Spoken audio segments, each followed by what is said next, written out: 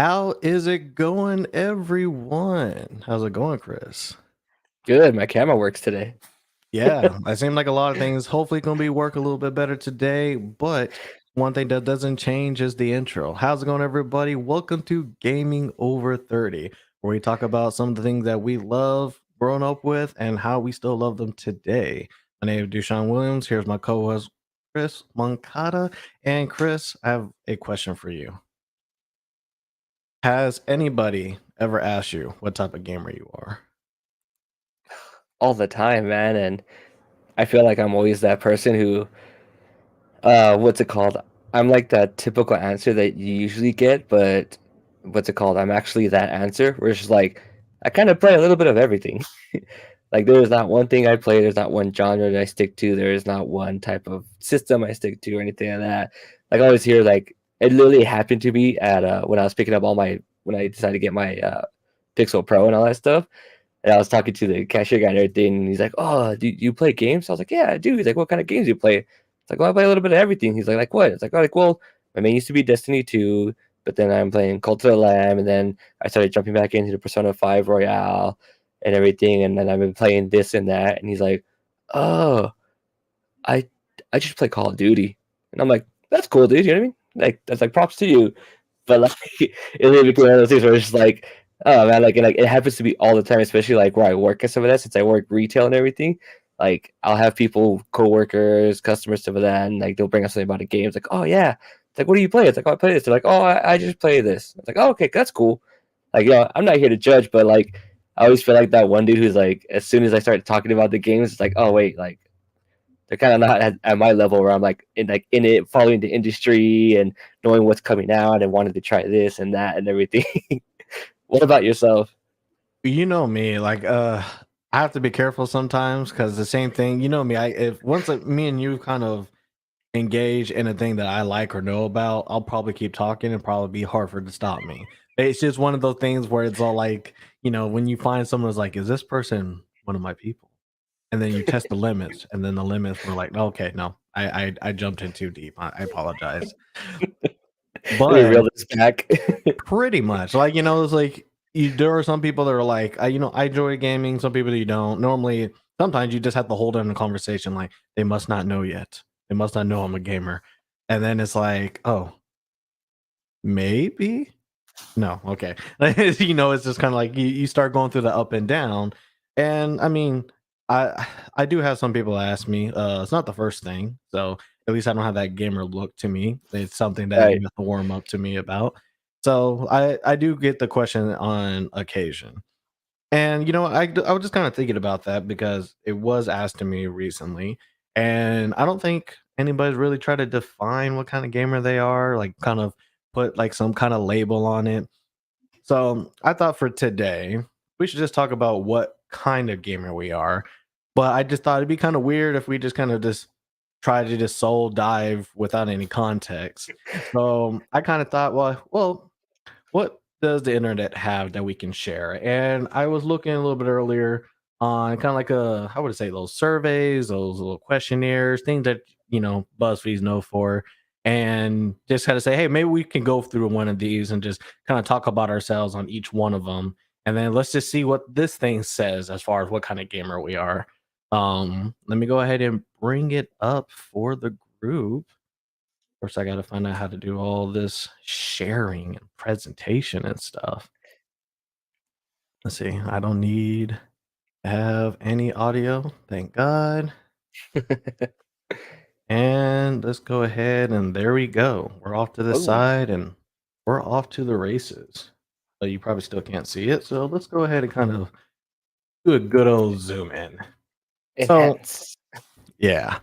And this is probably like the weirdest picture I probably could have just found as far as something, but this is a website called Beano. It was literally the first thing in Google, and I was like, hey, you know what? This checks out. I think it works out. And so it Oh has 10 no, you chose questions. the first thing in Google? Yeah, heck yeah. It's like sometimes, Google works hard to make sure I don't have to scroll down at all. And it's just one of those things where let's try it out. So I thought the questions were good, and I think it kind of helps us kind of get something. So I have a tab for you, I got a tab for me, and we'll just go ahead and click them, go through one question at a time, and then when we reach the end, we'll find out what type of gamer we are. Oh, Yeah. according to them. Just a for contest clue. So let's start. What type of gamer are you? And I'll start with you, Chris. You take the first one. What is your greatest fear? Is it losing, not knowing things, being alone, or you just fear nothing? You liar. Probably not knowing things for sure. I'm like a person who likes to know everything. So as it comes to stuff, and they're like, I hear someone talking about stuff, like, wait, what does this involve? They're like, well, it doesn't concern you. I'm like, okay, but I still want to know. Like, is it important? So what? Which one do you want me to put for you? Not knowing things. Not knowing things. Why do you feel like that is a greatest fear for you?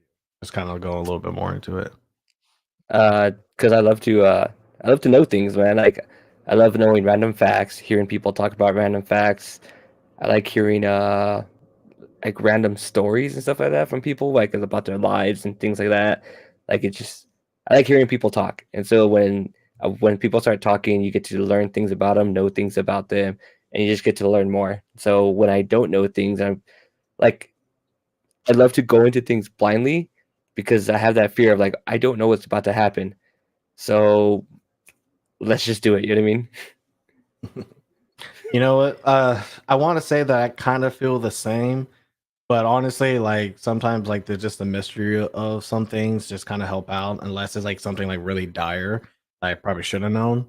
For me, this is kind of hard because I play like platformer fighters, fighting games and stuff like that, and I like to fight someone who is better than me. So kind of losing's not really like on me as far as that kind of person. Again, not knowing stuff, I feel like that is more you. I think like you more want to be in it, but I don't think I've ever been a person that hates being alone. I'm not sure. Like I'll probably have that Yeah. you decide that. So I'm gonna be cheap. I'm gonna say the fear nothing because they don't have any better options on here. So we'll go with that for now, and to just kind of see where it kind of goes from there. Hopefully, they have something I might be more afraid of. But since you took the last one, and that is just the funniest images right there. For Um, real. I'll just do like the guy's face. There you go. Let's see. So I'll take the second one because you took the first one. Let's see what we got. What type of character would you choose to be in a game? I think I kind of like this. And let's see what we got: gunslinger, fearless explorer, helpful elf, or assassin. Now, you know me. Which one do you think I would pick? You've literally had the weapon. It's got to be an assassin. So you know me more than most people. So yeah, definitely for me it'd be Assassin. I'm a big Assassin's Creed fan, but I kind of like Assassin options. I like a lot of that type of gameplay and stuff. And they just kind of just I like the cloak and dagger kind of stuff like that. Like it's just one of those things where it's like when I pick those type of characters, I like to try to represent myself better with those type of characters. You can like see what they kind of do, seem like what kind of things that they can try, and I think it's just probably like the best. Like I think probably Gunslinger probably the second one, just because if you're a Devil May Cry fan or stuff like that, you can do some crazy stuff like that. But I think for me, it'll probably be Assassin. How about you, sir? Uh, it's gonna be in between fearless explorer and helpful elf. Because if it comes to multiplayer and stuff like that, I Mhm. love being the person who's able to help out the other people and stuff like that. Like I like being support and stuff like that. It's one of Yeah. my favorite things to do. But if I'm playing by myself, I love like just Fearless Explorer just reminds me of Metrovania games, which are like my favorite games of all time. So Metroid, Castlevania, Hollow Knight, you know what I mean? I talked about those over and over again and stuff like that. And like those are literally like you just go and explore and do it and stuff like that. But I'm gonna go with Fearless Explorer because I play those more than I do multiplayer games. I can kind of see that. In my mind, I was thinking helpful elf because you do like to kind of be like that person for everybody. Plus, the whole elf thing kind of fits. But I can see you also being the person who's always just going out and doing whatever they can. And there's the release for the crazy URL there. So let me kind of this thing does not want me to update stuff quicker. There we go. All right. So in the chat, everybody, I kind of posted a link to this same survey. So if you wanted to try and do this along with us and everything, just to see what you have, more than like, go ahead and try it out. I think it'd be cool if everybody kind of participates in this, just to have some kind of conversation, think what kind of gamer you are. But you'll be getting this one. How do most how do you most like to prepare for a game? By analyzing my previous stats, I don't prepare, I just go with the flow. By messaging all my gamer friends and telling them I'm online, or am I arm myself to the teeth? I am definitely I don't prepare. I just go with the flow.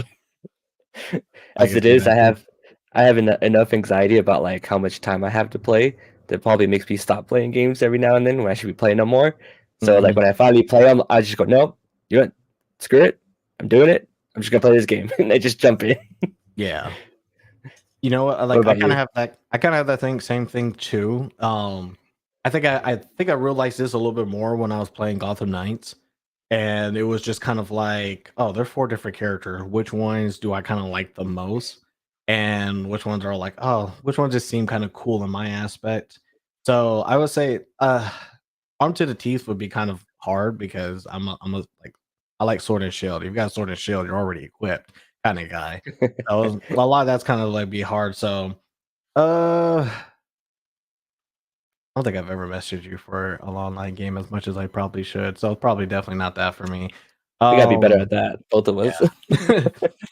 yeah. Honestly, it's probably I don't prepare either. Like I think I gnaw on the subject a lot, but then I say screw it, I'm just going in. Like, no more thinking cuz honestly, analyzing my previous stats, I'm all like, man, I'm not I do that for more for an Excel than I do for like my own gamer stats. Like Yeah, I don't look at numbers like that. Yeah, it sometimes numbers lie. I I get it because it baffles me because like my friend or my bassist Will, like he will when Cyberpunk came out and stuff like that, he or just in general when he plays like a Western RPG, he'll like play the beginning like maybe 4 or 5 times because he'll go in, start off a certain way, take like an hour to 2 hours, send it up and everything. Then he goes in, does his thing, right? And Yeah. then like 2 days later, I'll be talking like, "Hey, so how's it going?" He's like, "Oh, I restarted." He's like, "Why did you restart?" It's like I didn't like the way the stats were building up, and I didn't really like this, so I did it, and now I'm doing this instead and everything. And then like a month later, I'll be like, "So how's it going?" He's like, "Yeah, I restarted it again." So I'm like, "Are you ever gonna beat the beginning?" You know what? Now that you say it, I do have to change one answer. It's actually the first one. I just thought about it. When Cyberpunk came out and like you have like the three classes you have to be. I Yeah. literally looked up each what was the benefit and what happened on each class. So I might have to just redo this, but I just remember like, yeah, like there are just some times when there's too many options. Like I need to know the best one. So let me go ahead and redo mine because I wasn't thinking like all the way. So redos redone. So yeah, no, because I'm like that. Will say with Cyberpunk, like I pick like Corporal because I just kind of like I kind of see that more. But I really want to make sure like what the other two gain. Like, does it have different relationship options? Like, do you did get different types of weapons? I think weapons is what kind of like gnaws my kind of perception more. Is like, oh well, if this weapon's cool, I want that. Kind of like the new Sword and Shield. Like I want the Pokemon with the two swords as hands, not the cannon one. I'm going after that guy. But yeah, no. So I retract my earlier statement. That's the point of these tests. We get to change them up if we want to because we realize things. For sure. But let's see. What is your favorite day of the year? First day of school, last day of school, every day, and none. Honestly, Uh, neither one of these kind of like yeah. none is probably the only one because like first day of school is probably good, last day of school is probably even better. Every day seems more pacifist. But quite honestly, I don't see Christmas on here where, or my birthday where I actually get stuff. So I'm probably gonna go with none. How about you? Oh, I'm directly on none from those options. When it comes to the first day of school, I'm always like, I always like don't care about it. It's like, all right, cool. Let's back to that drawing board. When it comes to the last day of school, it's like, okay, now I don't have to wake up early anymore. I can stay up later if I want. Like, never an excitement about it. Yeah, for sure, man. So we're on the same mind on that. So we can go ahead and go on to the next one. What is your ideal party? Oh, now we get to something a little bit more interesting. A celebration of my success, a surprise party, one where everybody introduces themselves. I don't like parties. For me, I think I'm gonna have to do. I think one where everyone introduces themselves. Like I won't remember your name. I'm sorry. I'm just really really bad at it. But at least we all introduce ourselves, and then from there can actually start having some stories happen. I like everybody to participate, have a good time, not just one person, and not celebrating just one person's success and stuff. And surprise parties are always cool, but I've never had one for myself, so I don't know if I like it or not. That kind of hurts a little bit, but and I kind of agree on that a little bit. My only problem of why I couldn't pick whenever everybody introduces themselves, because to me is very company.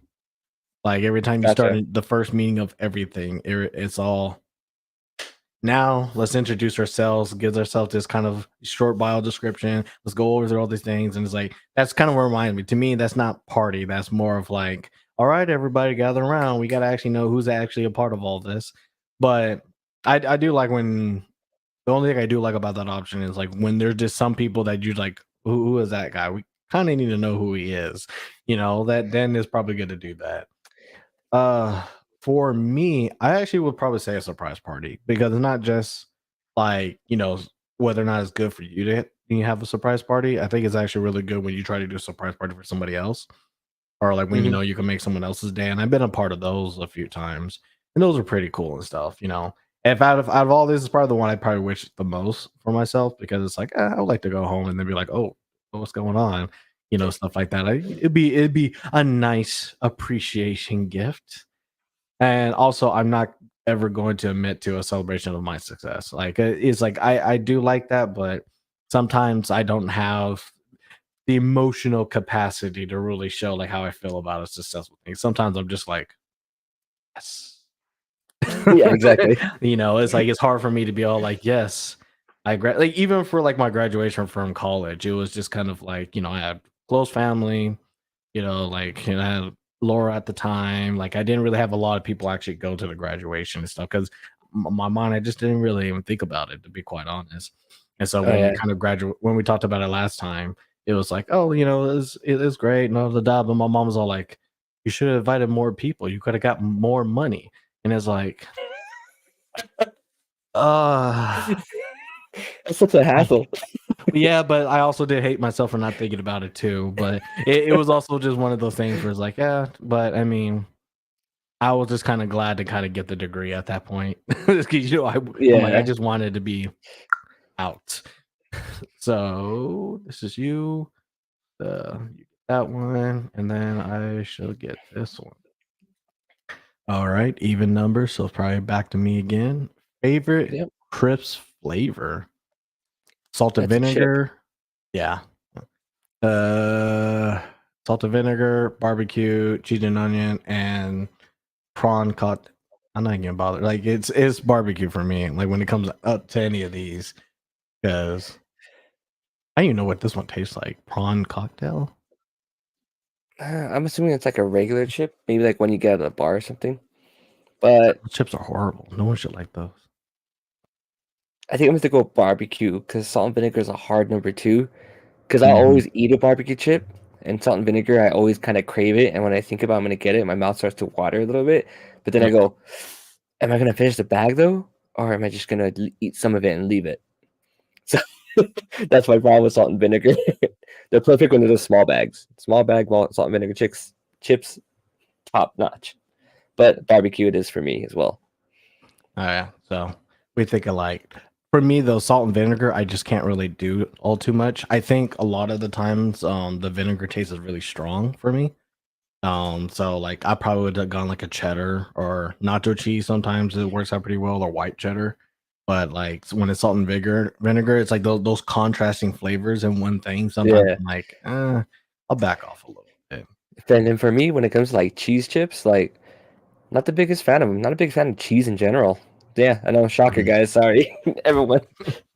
But yeah, like when it said cheese and onion, I was like, oh, if I was like sour cream and onion, dude, top right there, sour cream and onion. Yeah, But sour cream and onion is the best one. I would yeah, agree with that. Like anytime you get a Pringles, anytime you get a bag of Lay's, like that is always the number one flavor, and everything else is always going to be a hard second. yeah, And It just for me, barbecue is also that one that's kind of like candy. You after you eat one, you have to eat Oh another yeah, one. So what's the next one? Got the numbers. Complete the sentence.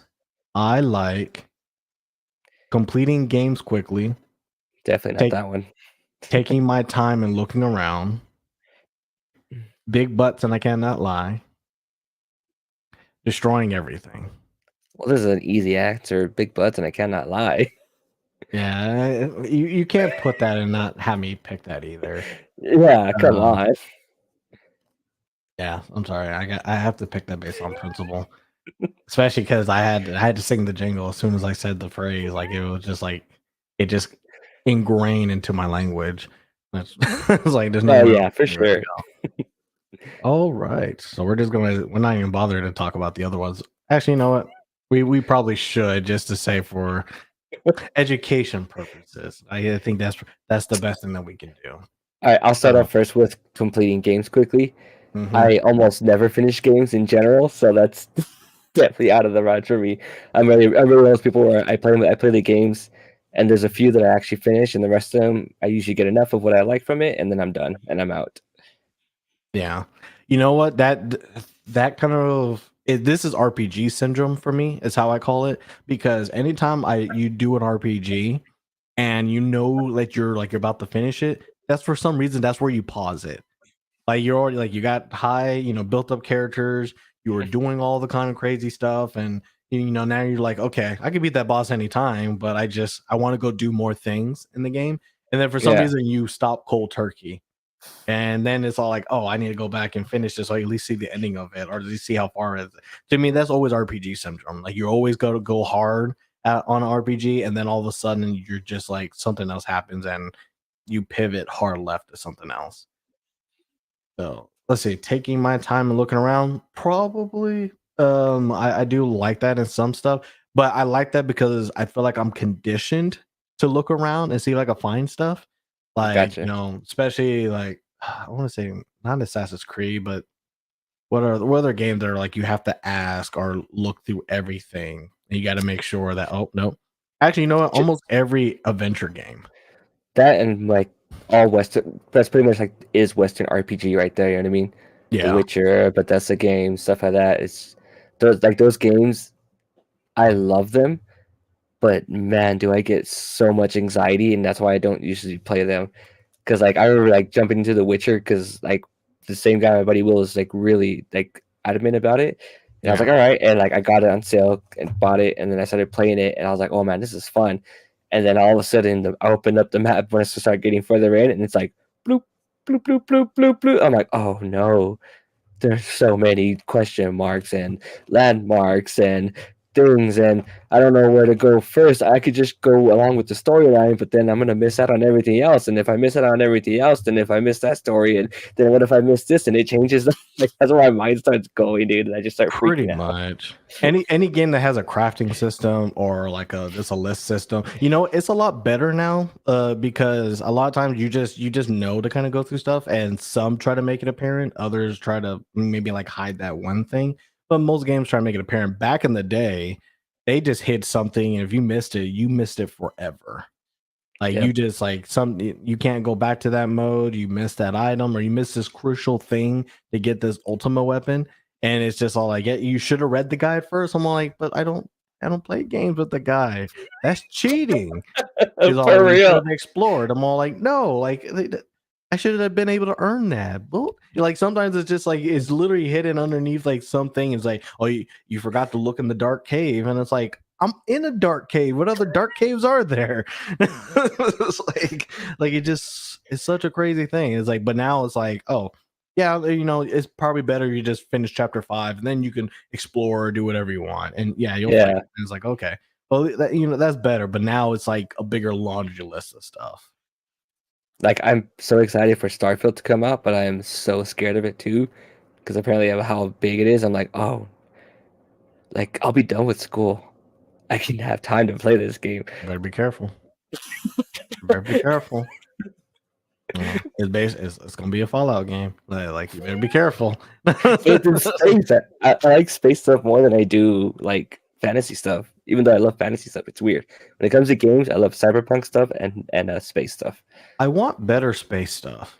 I will say this. Like I know there's some good space games and stuff like that, but I I like you know what I want? I want something that's closer to Outlaw Star, but in game form. Mm, that'd be dope.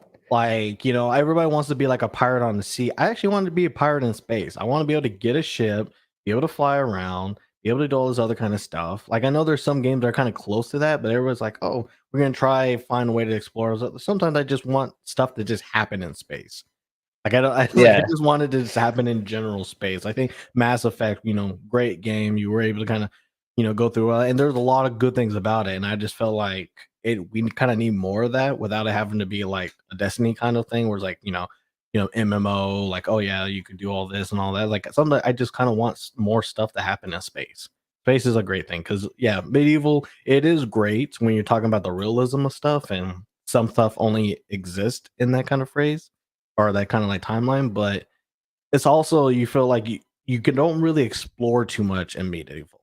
It's more of yeah. like sightseeing, like oh, like I like they make a game to look like how it used to look like back then, so that way you could appreciate it up close for some reason.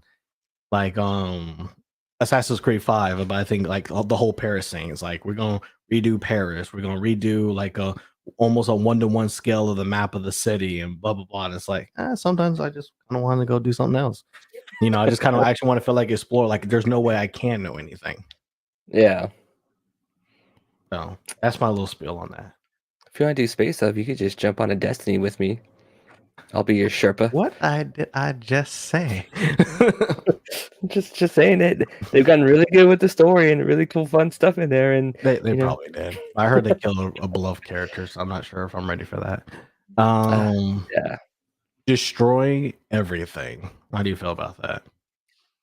I've never been like a go gun blazing type of dude. It's always fun now and then, but even in like playing the Doom 2016, like I played it maybe like in 2018, 2019, and Mhm. I love the game, but like it's fun doing that whole like fast shoot, go kill, destroy everything, but it's just not the way I like to play games. I like to be methodical. I like to try and think things out. I like to try. I mean, I'm used to playing horror games, stuff like that. So I'm used to trying to conserve your ammo and stuff like that. Even though I usually don't need to in those games, it's just one of those things where for some reason that switch just doesn't click for me. What Yeah. about you? They could be fun, like because it really depends. Like I'm not a big component of like if you could destroy like the landscape and all that. That like that kind of gets me excited. Like I kind of just assume that you can and cannot, but it doesn't. It's not really like a gameplay thing that I look at. Um, I'm trying to remember a game recently where I just went in guns blazing and literally destroyed everything in my path and been like, yes, this is what I needed. Because quite honestly, I'm just not like that. Like, I think the only games that I personally like to do them is like Diablo or like Minecraft Dungeons. There was also another one where it's just fun because yeah. the kind of purpose of those games is just to go and kill all the enemies and get the loot and stuff like that. You know what I mean? Yeah. I think it's just more fun to destroy people than to destroy things. I guess that's kind of where I'm Yeah, kind of getting into. Like sometimes, like, yeah, maybe I'm not a, maybe I don't look at the Godzilla type of game and you're kind of just like stepping on cities. And I'm more of the Dynasty Warriors where it's like one versus 1,000. And it's like, yeah. who else wants some kind of thing? Yeah, I'm more into that than anything. Although, side note, and any Legend of Zelda game that I play, I will cut every piece of grass and I will just kill every pot. Yeah, but that's another thing you have to like you. That's the only way you can get money in that game. It's like that. It's like that's almost unfair in that kind of respect. All right, I think it was good like going through that because I think those are kind of good points that got stolen away because they had to throw in that one line. Let's see. What is your favorite gaming reward? I thought this was an interesting question the first time I read it. Extra points, secret clues that reveal things, virtual food and drinks I can share with friends, or weapons. Is it you or me first? This one is even, so it's probably gonna be me. I'll go ahead and take this. This one was actually kind of really easy for me once I read them all. It's definitely weapons. Why is that? Like I remember playing Final Fantasy X and having to get everybody's ultimate weapon and like all like the strife and trying to just do them all. And it's just those like weapons for me are like the best reward because those are the things I feel like kind of get me to go do the extra quest. When I know I can get this particular weapon or going through all this trouble actually gives me a playable reward. Like I like going for that stuff. So weapons were always like an easy thing. Like for me, like experience points and all that, those are more hacky stuff. Like you're either trying to break the game or you're trying to find some other thing, kind of like how like you were able to like to kind of break cyberpunk for a while with like kind of like the money glitches and stuff. Yeah. But like in cyberpunk again, it's like one of those things where like you want to do the extra quest for the story, but sometimes like if you actually want the mantis blaze that they actually show you like in the trailers, you have to go kind of left a little bit and then you find a particular guy that has it, and then you have to kill this one guy, and it's like this decent battle, blah blah blah, but you have to go out of your way to get it, but it was rewarding. So you didn't mind doing it, you didn't mind retrying it. Again, pretty much every Final Fantasy game kind of has something like that where you have to go find a boss. Legend of Dragoon, I think was someone there like that. I want to remember what they had, but normally when it's always something that I can actually equip, like full body stuff. That I'm more like, yeah, I'm gonna go after it.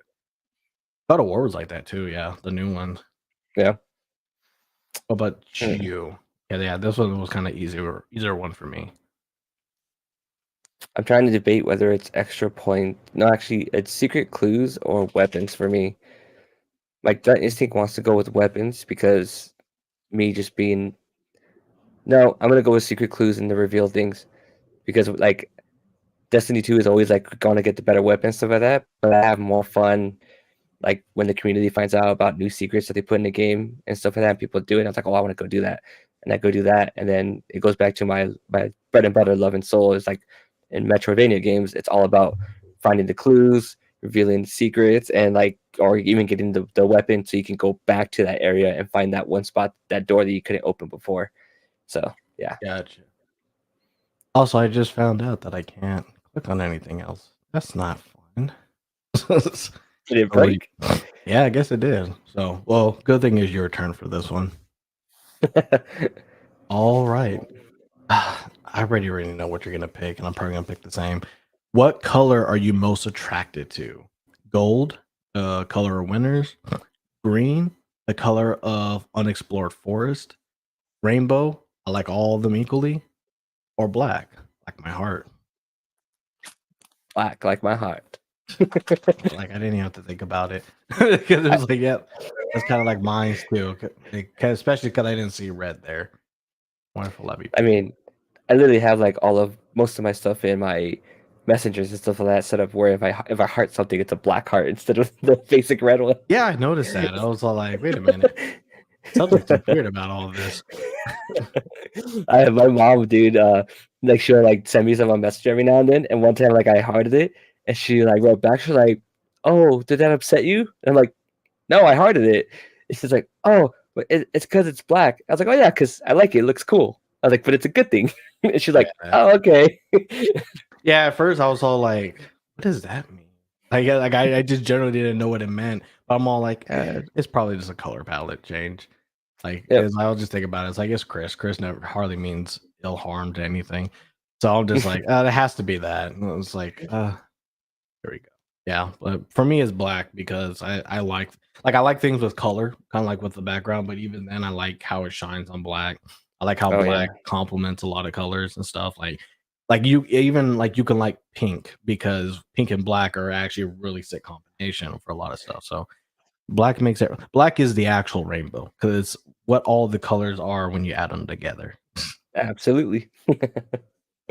So with the last question, are you ready? Let's do this. Oh, you gotta wait a little bit because I gotta answer first. But what do you do on a sunny day?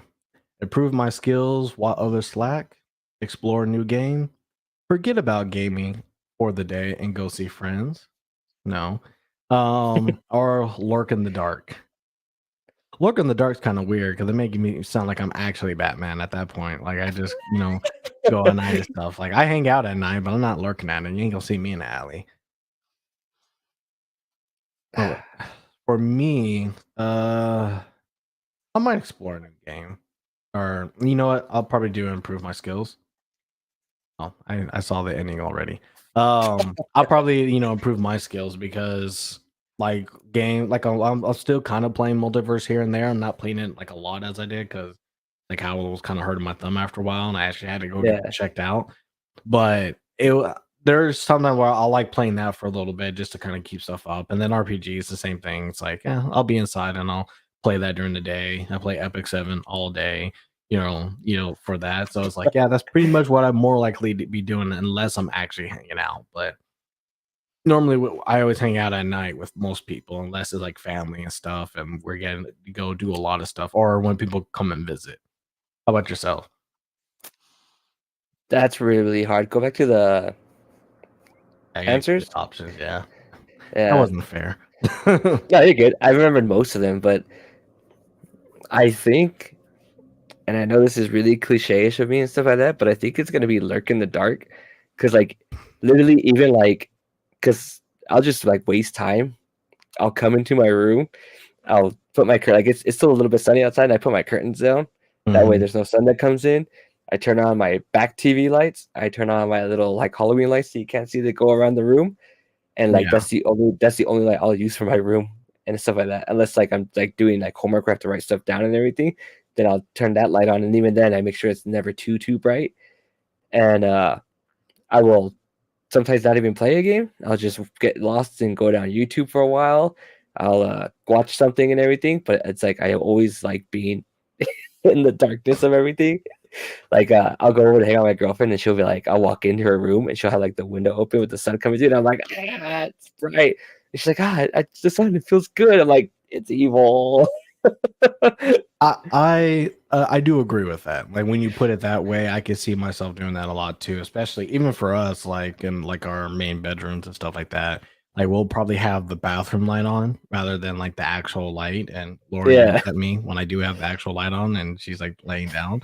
Like even like in the living room, like we'll have the kitchen light on, but like the actual living room light will be closed, like just turned off. And it's like, but I can actually adjust the living room light to different colors at different steps. No, no, turn it off. It's like it's only 8 o'clock. So it's just kind of like one of those things where it's like, oh, okay, well, like I agree with that in that case. And even in this room, like the main light's off. It's really just like the logo light over here, and then like the actual like one studio light here. That's the only thing lit up in this room. And so that's how I have it most of the time. If not, then I'll cut off this light so that way it's just really just this light on there. But I feel like I'm a little bit more sociable than that. Like I probably do talk to the people. Just sometimes I get more focused on things yeah. where I'm just You, like, I might be doing something and it's probably dark because I'm just not realizing my surroundings than anything. yeah, you're definitely more of an improved the skills type of person too, because I love to do that, but I only get motivated to do it if I know other people are playing the same game at the time and stuff like that. Hmm. Like I bought after watching Evil, I got a Guilty Gear Strive. I was like, because I used to love Guilty Gear. I Yeah, was one of the Guilty Gears on PS2, and so I started playing it, and I was having fun with it and stuff like that. And then I just dropped off because I was like, well, and I don't know anyone else is playing it right now and stuff like that, where I could like yeah, talk about it with and stuff like that. So I just let it be. But like when I used to have everyone that would play, we'd all play Smash together and stuff like that and yeah, stuff like that, and it'd have continuous people go over and even go to like some tournaments. Like, oh, I was there. I would go home. I would practice my skills, stuff like that. I would like learn to play with different characters when we were all just having fun. I would try new characters to see if maybe this one will work out better. Maybe I like this one better, and that way I could practice with that character and stuff. And so I was like really, really into it and really, really onto improving my skills. But if I don't have that motivation, it's like, all right, it yeah. And happened. that's why I said like I like I don't mind losing and stuff because really the only way you kind of get better when you have somebody that's good and kind of stomping you in the face. Like when I wanted to learn how to really do fight stick, like it's one thing to play it on my own versus the computer. It's another one you have to do it against somebody. Yeah, And even then it's like it's kind of difficult to kind of do a lot of things, even with like um multiverses. It's like it's one of those things where like I still feel like the game's broken in a lot of cases, like this hit detection and all that. But like you it's probably one of the only games that felt fun to play people online. and kind of get into the match and actually try out kind of some stuff. And kind of like you said, when like Marvel vs. Capcom 3 was a big thing, Mhm. definitely like that's probably the one time like why I'd be playing by myself because I didn't want to be scrubbed out a lot Yeah. when we actually play with other people. So those were like fun times and fun things. So like yeah, when you get that motivation, you could do like a lot of things. But there are some times where I'm more like I just kind of want to be better. Like I haven't actually and I don't think you can. You can't play like local multiverses, so I can't like have somebody come over and we like play a few matches. Like we go, I think we could probably play together, but I think maybe not on the same computer. So it kind of like, Right. it's not as fun when you can't use a party game like that as an actual party game. So those I like that was I do kind of understand. But before I kind of do yours because it looks like it does it almost instantaneously. What is this? I am an adventure type of gamer. You are an adventurer, a curious soul. You like exploring new worlds and learning is your bag. Nice work. Your Kind of bag. kind of want a little bit longer description. Kind of I like I need a tarot card reading kind of description. Like For real. I'm all like Like a that's too zodiac fun. sign for the month type of Yeah, description. like this is a little bit too fun. This is, The like picture on it too is really yeah, and I think about that, but yeah, the picture doesn't even go with the phrase. for I want to real. move the same picture. Let's see. Um, Lurk in the dark. You ready for yours? Let's do it. We got the same thing. Got the same thing. Dang you, Beano. I mean, we did pick some of the same answers, but like we did pick some different ones. Yeah, I think it should definitely had a variety. Yeah, not all of ours were the same. Yeah, no, actually, we're like 50-50. I Yeah, wonder what yeah, maybe next time we'll do another one, but we are both adventure type gamers, which I guess, curious. The type of games that we play, I kind of understand. I'd say it's Um, fair. yeah. It was just an uneventful answer and like little saying at the end of it and picture, which is like, oh, that's what you went with? All right. Good on you, Beano. You got the Yeah. click from us. It's like you got 2 clicks. That's all. That's all you get. But yeah, that was a nice little exercise. I thought we kind of go through that something that kind of a little bit more defined, kind of how we like what a gamer is. But I think we can actually now kind of spend some time about thinking about like the type of gamers and what does it kind of mean to kind of say that. So kind of the question that I kind of wanted to ask you after kind of all this is like, how important is to figure out what type of gamer somebody is? I think for me, if you asked me this like in my early 20s and stuff like that, it'd probably be super important. Like I would be like, "Oh, well, what do you play?" Like this and that. And if it was at the time, it would have been like someone like talking to the Verizon guy, being like, "Oh, well, I'm a Call of Duty person." It's like, "What else do you play?" Call of Duty. I'm like, "Oh, okay, whatever." And I would go to the idea of like you're not a gamer type of nonsense and stuff like that. Hmm. And but being now in my 30s and stuff like that, it's like, oh no, that's cool, man. You're a gamer. You just game in your own way and stuff like that. Just like if there's people I talk to who just play games on their phone and stuff like that. Like before, I'd be like, "Oh, what? That's lame," and I'm like, "Nah, like, that's cool." Like what kind of phone games you like to play? You know what I mean? Then I started having a conversation about that, and I'd be like, "Oh, I know that game. I like this part about it and stuff like that," or that sounds like a cool mechanic on this, and they'd be like, "Oh yeah, I never thought of it that way." You know what I mean? So Yeah.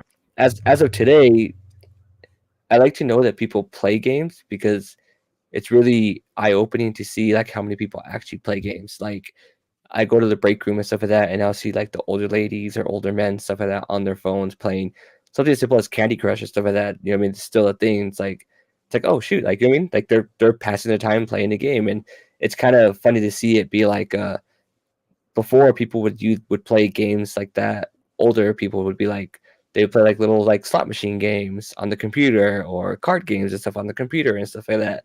And now it's evolved to where they're actually playing games that involve mechanics of them having to think more and stuff like that. So it's pretty cool. Definitely Candy Crush is the new solitaire. I can probably definitely say that. Like Yeah. everybody's at least downloaded and played Candy Crush at least once. It's a game that everybody played to the point where it's like it's almost its own asset in the Unity store. Like, hey, 3 match games, and then everything kind of branches off from that. So that's like I guess I'm like, oh, I guess we've kind of upgraded the minimum as of the best. We can kind of say that. But I'm kind of in agreement. Being now in like the mid 30s or like at least getting close to it, it is very I'm a lot more understanding of people and their type of games and stuff. Not to the fact that like I didn't really get why people play some games, but like I know for a time I was really harsh on like people playing like really like the basic games, and then that was like their identity. Like Yeah. anytime I heard someone play Madden or FIFA, and it was like that's their definition of gamer, and I was just like, it's all like, "Hey, let's just keep playing FIFA all the time," or like Madden, like Madden this, Madden that. We'll have Madden parties, and it was like, cool, but like we can't really discuss gaming past that because it was like literally just Madden kind of stuff, Yeah. and sometimes I kind of like shut off from that, especially when I was younger, and there were some times like I said, like at one point, I was just kind of like mobile game. Like if you are playing games like Candy Crush and stuff, I didn't. It's not really kind of being kind of gamerish. It's just like you do enjoy certain games. I'm not really kind of gamer title kind of thing. But then definitely the older I get, the more that I kind of understand that there were just more type of games that I was more like accustomed to really playing. Like I used to, not like I hate sports games. I used to play NFL Blitz when it was on the PlayStation. That was probably still my favorite sports game. And even for like Super NES, like I played the NBA games back then because there was something that was nice to play with like my cousin, with some of my friends and stuff. And it's not like I hated the genre. I just think that when you're like into just one game, it's like sometimes I kind of feel like, is that really gamerish? Like, it's like I might have bought a console for one game, but it doesn't mean I don't buy more games for that console, right? Like that's just kind of like in my thought process. It's like there's one thing that gets you in the door, and then there's one thing that kind of keeps you in the room. And I'm like, Correct. if there's anything that really keeps you in the room, I think I'm now more in that kind of acceptance. It's all like, if you've been playing Madden for 5, 10 years, and that's when you like it, it's like, yeah, well, like at this point, you probably are a gamer because you could have easily just not, play it at all or play it casually or play something like that. But I mean, if you've been like, hey, I buy every year, I like a lot of the technical stuff about it. I like how they update the roster. Like I'm a little bit more receptive to those type of games, especially now that we live in like post gotcha game or post, Hmm. like even like some like the dating sims now are starting to make their way to the United States, and even if they're like joke games and stuff like that, but they're still now to be a little bit more well known outside of the Eastern region, and you kind of just understand that there's some people that just however they jump into games, that's just kind of what they are. And I think being with Laura kind of really taught me that when it came to trying to introduce her into games and which that she actually liked to dive into. Yeah, I feel that like finding your significant other, partner, and stuff like that you're with, stuff like that, and like trying to introduce your favorite hobby and stuff like that to them, and realizing, okay, yeah, like Miranda tried to jump into Destiny 2 with me and stuff like that, and she had a hard time with like the first person shooter aspect of it. You know what I mean? She's And brave. at the same time, she was confused at the point like, okay, like what am I supposed to do now and this and that, because it's not the best game to like to have people just jump right in, and you know what I mean, and figure it out and stuff like that. Like you have to have like your Sherpas and stuff like that to carry you through. And even then, that could be kind of a difficult thing. Like they've gotten better with it, but it still has its own issues. But so like after that, it was kind of like, okay, well, that's not your type of game. Then what else is there? And that's where I started finding out stuff she really liked. So like we played unpacking together, and that was one thing that she loved playing. And um, I got her super into Hades. Like she loves Hades and stuff like that, and to the point where like she was playing it on her own. Like she would come home from work, and then she'd be there and she'd just be playing it and stuff like that. And when it was on Game Pass, like it was about to expire and she hadn't beat it yet. So I was like, oh screw it, like I'm gonna gift it to her. That way she'll have the game and she can still go back to it. You know what I mean? Because she may never beat it and stuff like that, but it's still like just like fun comfort thing. Like, oh, I don't want to like just watching my murder mystery documentaries, stuff like that right now. What else can I Mhm. do? Oh, I could be the murderer and kill all these monsters. Sometimes games allow you to do that without any risk. But But yeah, yeah, like I'm kinda like go that for it. too, honestly, homie. Like, I'll always say it, like, if you haven't played It Takes Two, like, you just need to play it, and if you got a Yeah, homie, you got a girl, you got a boy, you just need to try the game out and try, especially with somebody who is not a gamer, because it's just you realize a lot of stuff, and I it's just a generally fun game. I'm always gonna praise the game. But it is one of those things where it's like you find out like what your significant other is probably a lot more interested in. Is she interested in the more first person shooter? Do they like like Hades? I feel like it's kind of like a rogue Dungeon and Dragons kind of thing. Like you have top down, you kind of go around place to place. Sometimes that game has that. Do they like fighting games? They sometimes it's just like I realize when I introduce somebody to something that I like, um, I tend to be careful because I know if I introduce somebody like into like a fighting game, that has a really high bar. Like it's really hard to like see a fighting game from the outside as fun because a right, lot of people don't really understand it. Like Laura doesn't like any RPG because she doesn't know why me fighting the same thing over and over and over is fun. And to me, I'm all like, well, that's mainly the work I have to do for the reward. But like, even if I explain it like that, then it's like, well, you shouldn't be working at all for a video game, and that kind of defeats the right. purpose. So I know like sometimes if I kind of go overboard with the stuff that I do like, it might not sell well to people. And so I have like I don't want to say like fear, but I always have to kind of watch myself what I introduce people to. So I kind of am more interested in what they like before I start kind of really diving into me. And so I think it's sometimes it is kind of important when you want to try to figure out what type of gamer you are because I think it's actually more fun when you're trying to actually discover like where is the gamer inside of you. Can we bring them out because it's in you, it's in everybody, but sometimes you have to be introduced to the right genre, the right type of game. Maybe Fall Guys is the game, maybe Fortnite got a lot of people into gaming, Yeah, and it got a lot of people at an early age into gaming because I think first person sometimes is harder for younger kids and stuff like that. And sometimes seeing your character do something helps your core coordination a lot better. absolutely. I think like with Miranda finding out what she wanted and stuff like that, I realized she's very big into like button mashing and just hack and slash things and stuff like that. Because she told me that, oh yeah, I used to play like Diablo all the time and stuff like that. It's like, okay, cool. And so I introduced her to like I think it was called like Boyfriend Dungeon and stuff like that, where it's basically like a Diablo like game and stuff like that, but your Mhm. weapons like you can end up dating them and stuff like that. And she loved that concept because it had that kind of like data sim vibe to it and stuff like that, as well as adding the hack and slash part of it and stuff like that. So she's like, "Oh, I enjoyed this," and then, like once I realized about that, I was like, "Oh, cool, you like this?" So that's when I but like really to Hades. Like I was like, "Try out Hades." It's like it doesn't have this aspect, but it's a little bit more gamey in in this part of it and stuff like that.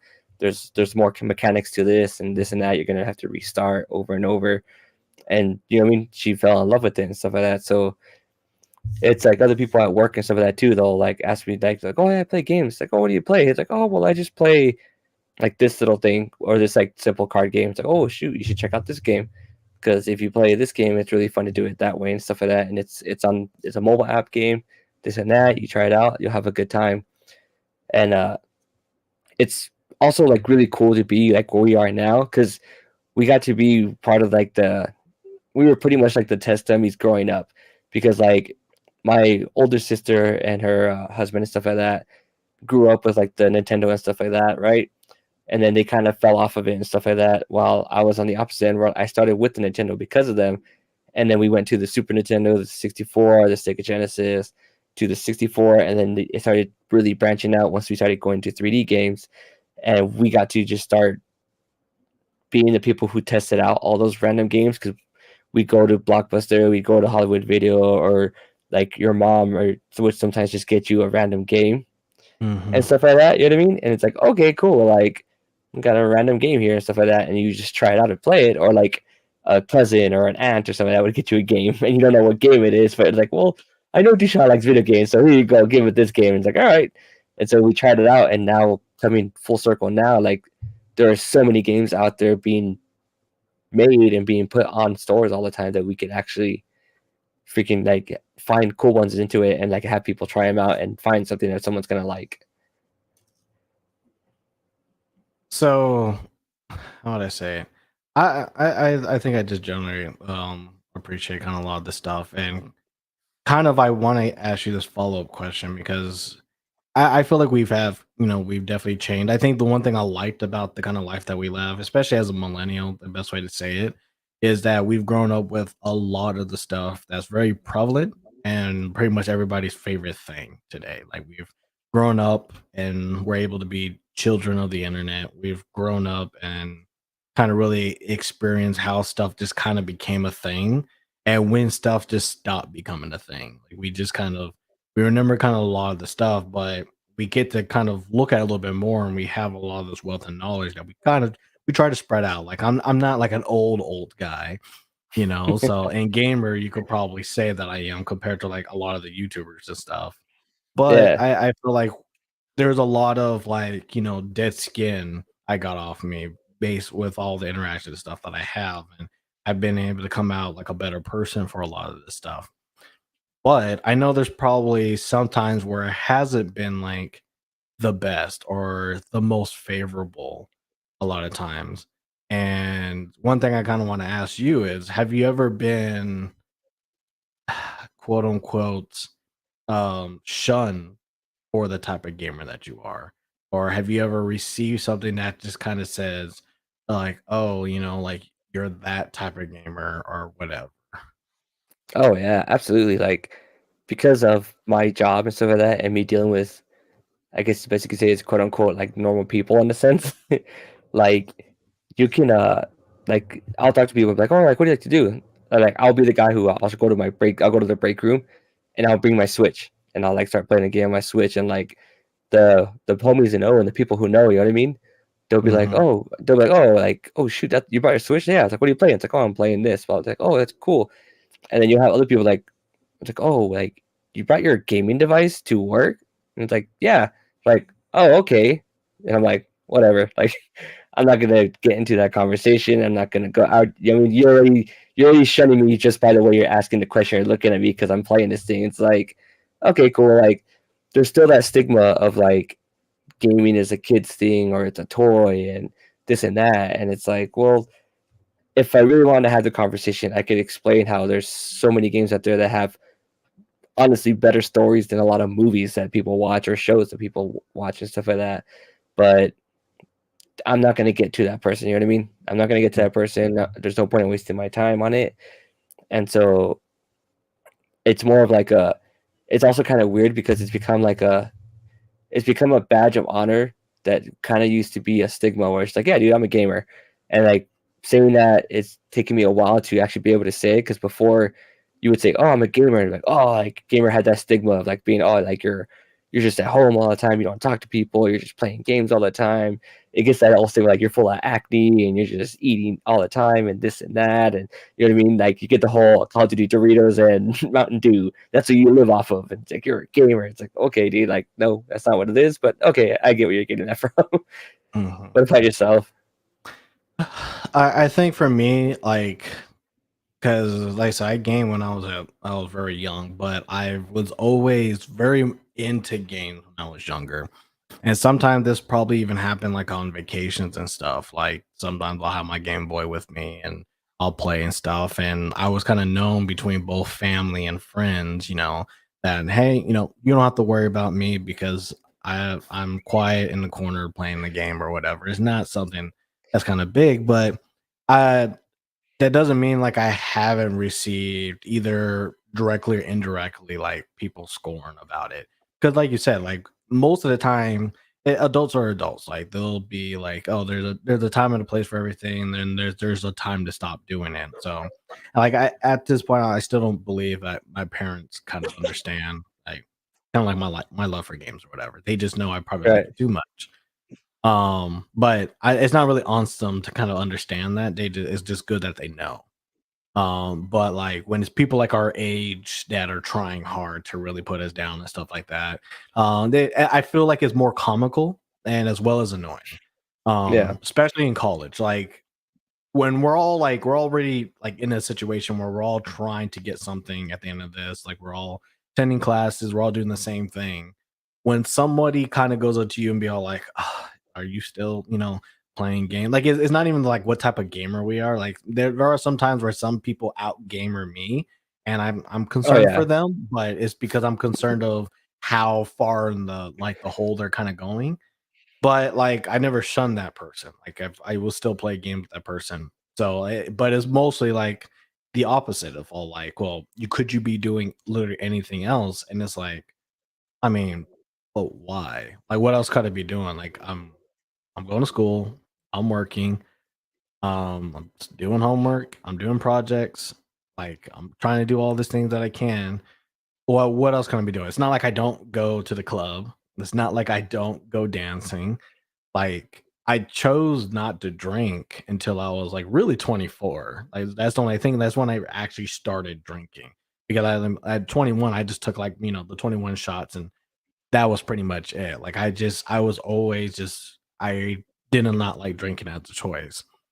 But it was like, yeah, but I could be doing that, but I could do that at night, when it's like Friday night or college Tuesdays and Thursdays, like that's kind of like the time and place, but not 5 o'clock in the afternoon. Like, what else am I doing if I'm not working, going to school? It's just enjoying my time. And if I happen to join my time and everywhere that I can sit down, I'm okay with it. Like, I remember this one interaction because even for me, when I was going to school, I was still at my parents' house. Like it was just financially and just kind of like a big discussion with my parents. It didn't make a lot of sense to move out the house. Because no matter what type of job I got, I really couldn't afford an apartment without sacrificing the time it took to actually be in school in most of the cases, as well as the time it took to actually be at a job. Because me and you both worked at Walmart. Me and you both know that like roughly like if you did 30 hours, a lot of times they were like, yeah, we wish you worked the extra two. And other times it's like you want to do more, but you can't. Like you're going to be part time Right. anyway, so you were always capped no matter what you did. So to be in an apartment where I'm like, okay, I'm making maybe 430, 500 a paycheck, with kind of everything said and done, and then a cheap apartment is probably like 500 something. You already technically can't afford it. Yeah. And the stress of knowing that you can't afford it while trying to do everything else actually just piles on. And I see a lot of people that they pile on. Like it's hard for them to do a lot of stuff because of it. So I just kind of took those lessons from other people. That's like I'm just not going to do that. But I remember this one person. She did kind of shun me, like, cause she know like I play games and stuff like that. But she had a big conversation because she's like, well, of course you're a gamer. You're at home, with your parents. You're doing all this other stuff. Like, he's like, you're not like, what else are you doing? What could you be doing right now that could be better? Like, you could be working and trying to get that paper. And that my question to her was like, well, okay, well, I mean, think about it. You're saying that while we're both in the college right now, so obviously I'm doing something else. I work. I have my own car paid. I put the gas in the car. Like I'm doing all the bare minimums as well as like, hey, like I'm in school for a while. That's kind of more important than trying to live in my own space. Now, do I love the fact that I was able to finally live on my own at one point? Yes, because when we did, like I didn't have any of the issues. Like I got a new job, I was able to make well more than enough money to afford an apartment. And, I didn't have the stress of, this type of job that I had to work at that needed like this particular time, or like I had to work a Saturday or a Sunday. And I didn't have like schooling that was like, hey, if you want to actually pass, you got to give us on time and off time. Like that was whole of a lot more better than thinking like, oh, like I could have done this and then worry about the fact that I got to make sure I have a roof over my head. Right. And I did think the reason why I kind of say that is because like it was just the stigma of it. Like that thought process. went into something where it was like, hey, you're a gamer, so you must be the guy in the basement in the closet, just taking up space. But it's like, no, I mean, even towards the end of my college, I was paying for it. And college is a lot more expensive than most apartments, especially house notes and stuff. Like, like when I had to finally get a new car, like it was another 230, that I had to kind of accumulate. But that was 230 out of 400 and some dollars, that I would get. So it's like I was already paying for a lot of other stuff just to make sure that I'm getting to school, I'm trying to do all the things I can. And then when I got into a relationship, I had to think about more stuff. So like I don't regret anything that I've done. It would just took me by surprise because the person I'm talking about, was dating a gamer, but cheated on them, and was like, you know, she she was doing all kinds of stuff just to make sure she could have the apartment that she had. Like, and she ended up not really doing a lot in school for that. And it's Yeah. like, how was your way of doing things better or more preferable than the way that I finally took it? I don't mind telling people that I was in my parents' house after 20 because I know those are the type of sacrifice I had to do in order to make sure that I don't have to go back to my parents' house today. Right. And so I wanted to those are it I took a long time to do a lot of stuff, even graduate, but I don't regret it, and gaming wasn't the reason for any of that. Gaming was just something that I did when everything else wanted to be too much at the time. So, I'm more than happy about how everything happened, but I do feel like my story is not uncommon. Like, everybody, like, who probably has played games, especially in their 20s, had something that they had to really go through and just had to have people try to not understand them. But like you said earlier, we live in a way better time post all of that, really, because some people will say it and stuff, but that doesn't have any more weight anymore. As you Yeah. notice, like, oh, you play games. Yeah, so does Ludwig. Yeah, so does all these people. There's an esports now on it. Like, there's people half my age getting paid to do it. So I don't understand what the problem is anymore. It's like everything is on the up and up. Like you have to want that you have to be blind to all of this to say like, gaming is a waste of anybody's time. Like Yeah. now it's just not like the lie that kids try to say, oh, no, but I'm trying to get better to do this. Now it's like, no, this is for real. Like this is how life is. And I'm in a good position in my life to where like I could still be a part of gaming, in a way that I find really enjoyable. And I'm just happy that a lot of people hopefully they didn't really have to experience like some of the stuff that I had to experience kind of growing up. It unfortunately, I think it had if around people our age for the most part, it happened. Like a prime example for me was like my first year in college.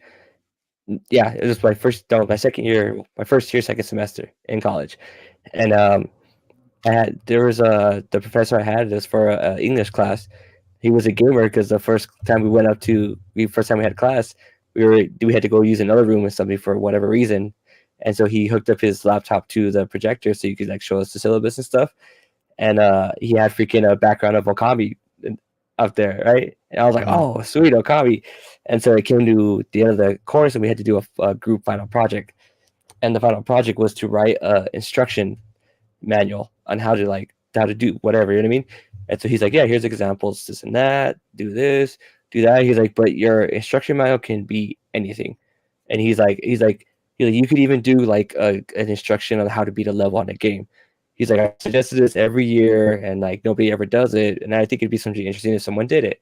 And so I got grouped with nothing but girls in my group, and like only one of them kind of dabbled in games a little bit. The other two were very like, oh, games, no, that's lame, blah blah blah. And they're like, so we had to brainstorm about doing projects, and I was like, okay, it's like let's do an instruction video, let's do an instruction thing on a game. And they're like, no, that's gonna be way too hard, and this and that, and I don't even play games and blah blah blah. And I'm like, that's perfect. It's like you two don't play games, I play games, and she plays games here and there. And it was at the time when like Left 4 Dead was already out, and it's been out for a while, and I was playing it like religiously, and I was like, let's do it on we'll do it on Left 4 Dead. It's a 4-player game. There's 4 of us. You know what I mean? We can all play it together, and then I can instruct you, or I can make up these instructions. You know what I mean? We'll make them up and everything like that, put them together. You all can test it out and see if you can get through the level following these instructions. Because that's technically what the professor's going to do it. Like we would do that, test it, and then we would present it to everybody, and then the teacher was supposed to actually take those instructions, and him and the TAs would do the instruction things and see if they worked. And so that's what we did. We got together a few times. I would bring over my 360 with the controllers. We'd all play it together. I would start writing stuff down and everything. I started taking I got screenshots and stuff of that where I could and everything, whether it was me taking a picture or finding it online so I could screenshot it, throw it Mhm. in there. And then the other girl who played games here and there and stuff like that, she was better of a writer and stuff like that. So I would just send my notes over to her. She would write them up and everything. And then the 2 others that didn't play games and didn't care for them at all, like they're literally the people who'd be like, oh, like my boyfriend plays like Call of Duty and it's annoying.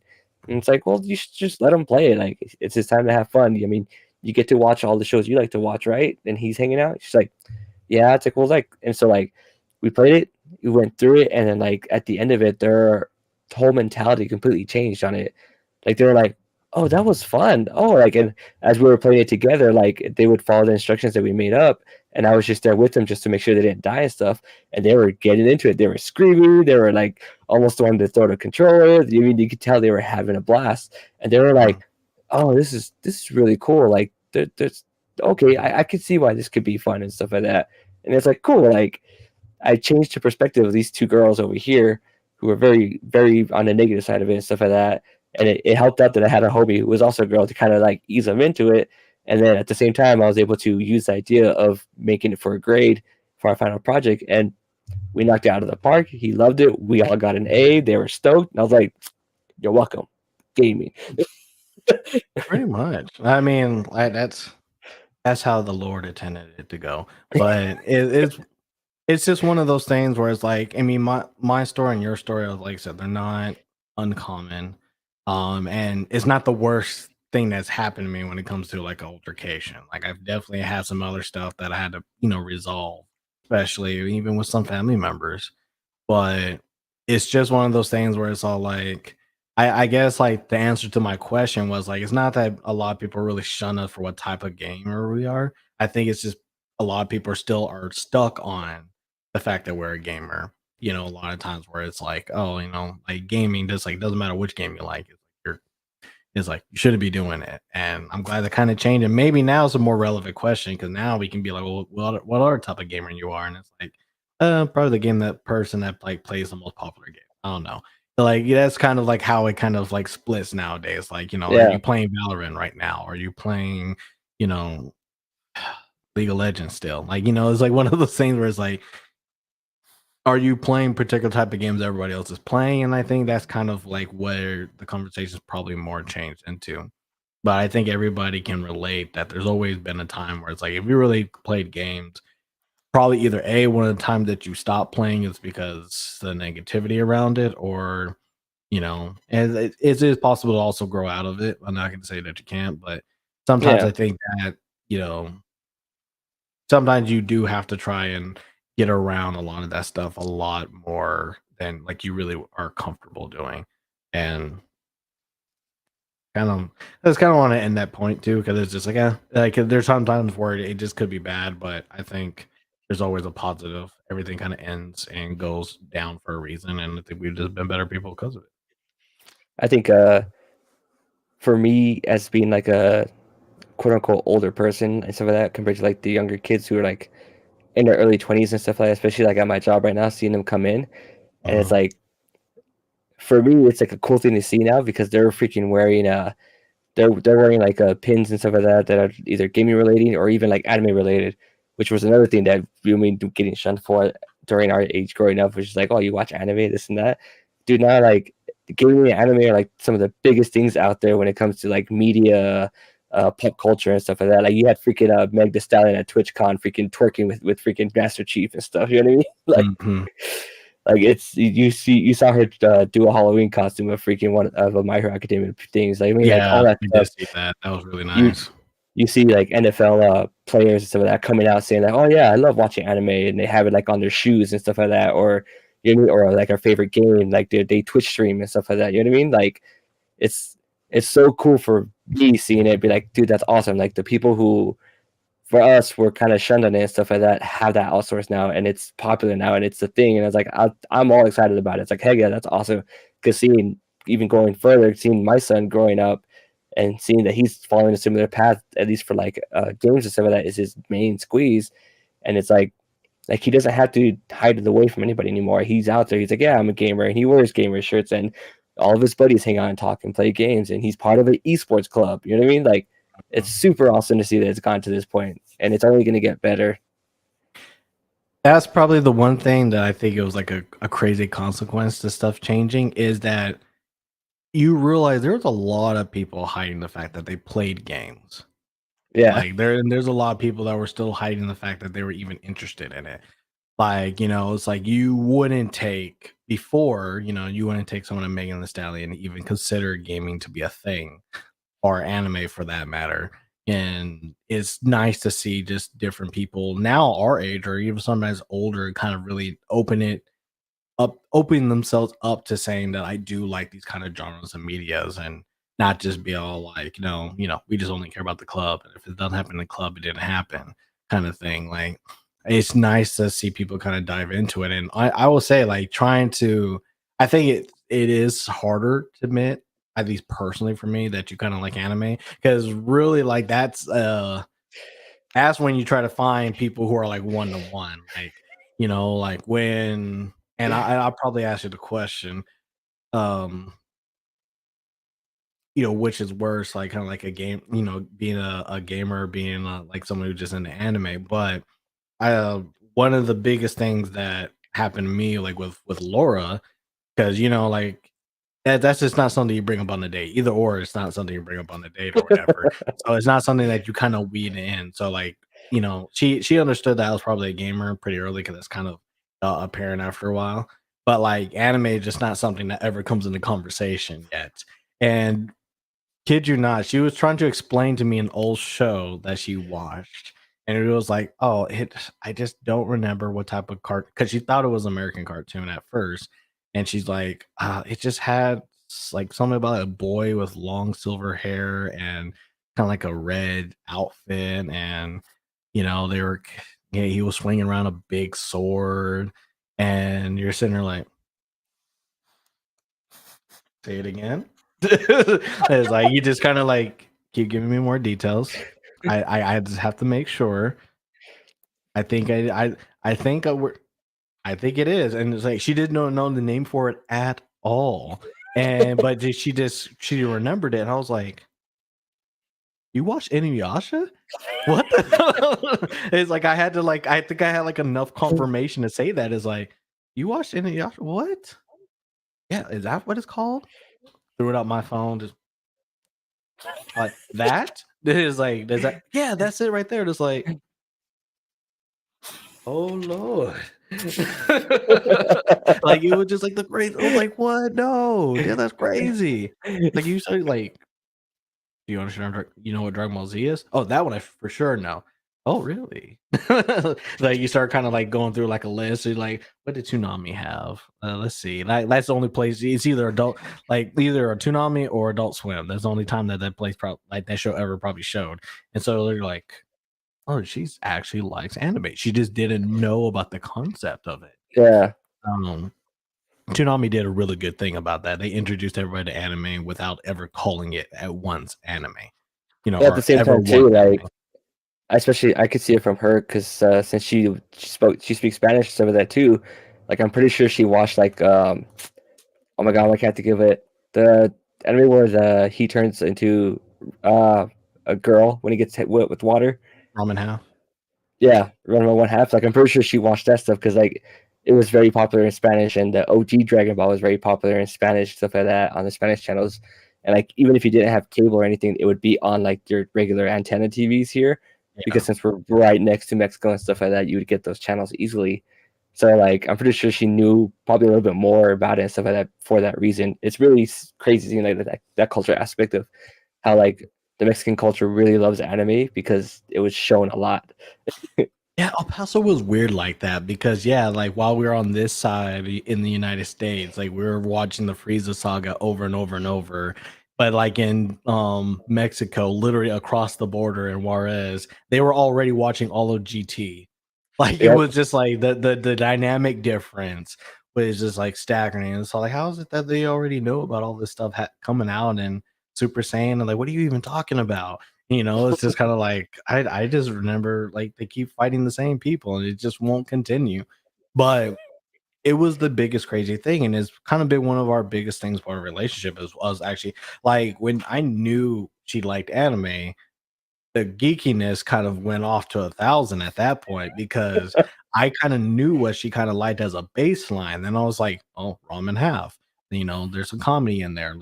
I got you start testing water. Does she like Gundam? Not as much. We'll get away from that. So does she like, this? We kind of just it was fun because we were kind of experimenting of like, hey, she knows nothing about this, but she's past the part that she's willing to watch it. And so it was probably one of the greatest things. Like it was just like, like I didn't think this was gonna happen. I thought this was gonna be like on my side of the relationship. Like, oh yeah, this is just my guilty pleasure when no one's around. But it was just such a good thing. Like it was just like I've been able to kind of jump in and that and stuff like that. So I do feel like for me, like being someone who likes anime is a little bit harder because there are some more cringier moments in anime stuff that like you A lot don't more. like you that you have to explain. Like me and Mike would always try to like explain out like whether or not like, oh, why does this girl look like a little girl, but she's this? I'm all like, I really don't want to explain it. Vampire, blah blah blah. Like you don't want like you have to like try to defend stuff like that all the time. But it is a little bit harder to like be like an anime fan than it is to just be a gamer. Because at that point, being a Yeah. gamer is not really all that intrusive. Like I'm a gamer, just whatever, take it as you is. Yeah. Oh yeah, like it's always one of those things because like I literally pretty much wear it on my sleeve because I freaking have anime tattoo and stuff like that. But like it was similar to like it's funny because like with Miranda, my partner now, like she already liked anime here and there and stuff like that. Same thing with like Toonami and stuff like that. Yeah. But like she had a friend and he would see Super and like he reads the mangas, everything like that and all that stuff. And he would always try to get her into it and stuff like that and everything. And for some reason when it came to me, like I sent her down like a rabbit hole and now she's like I always joke around now that she's more of a weeb than I ever was and stuff like that. Because she Mhm. is literally like with the Jujutsu Kaisen and stuff like that, she is on top of the freaking manga and stuff like that. She is waiting for the new season to come out on so she can see it animated and stuff like that. She is ahead of the game and is already been caught up with Chainsaw Man and stuff like that. You know what I mean? With reading the manga and stuff like that. Like yeah, she is like she's going to that and she's going to the point where like she's reading like not fan fiction but like the webtoons comics and stuff like that and everything like that or like Korean stuff and things like that, where she goes to read things like that and stuff like that, and goes into those aspects and stuff like that. You know what I mean? Because especially because she does like the rom com stuff, and it's like, hey, I was like, dude, like you are definitely more of a weed than I am at this point. It's like Yeah, you see, beat me out. there's some people that do go in a spiral once they actually know about it. Like I think that's how it was with just manga and anime itself, because Patrick's the one who introduced me to it all, like the books. And I liked what he was getting, but then I didn't really dive into it until I got like my first mangas. Then like I've a few books later, I'm already like 400 books of collections. I had to literally go buy bookshelves at Walmart in order to kind of hold them all. Like it was just Yeah, that was part of the decoration at this point. yeah, But it's funny. no, I just remember like it's nice when someone does introduce you to something and then that becomes like your thing. I will say that because yeah, like gamer, I discovered by myself, but being into anime, but it was definitely like I said, I didn't really recognize Toonami as anime, and like they did a really good job of hiding it. But like when it came to actually diving into the other aspects, like rom-com, harem anime, a lot of the more mystery ones and stuff like that, even like stuff like Jujutsu Kaisen, like more of the shonen, like you actually know that you can put a name to something. Like, oh, this is Yeah, shonen anime. it's like it was definitely like a lot more eye opening because it was something that I feel like anime came in at the right time because I feel like I was old enough to enjoy it. Because it's Yeah, definitely like it doesn't really come out for like the kids as much as people say. Like sometimes like the good anime is like, yeah, you gotta at least be 12 at least. But yeah, 12 so that way we have some room to work with, 16 so you can get the good stuff.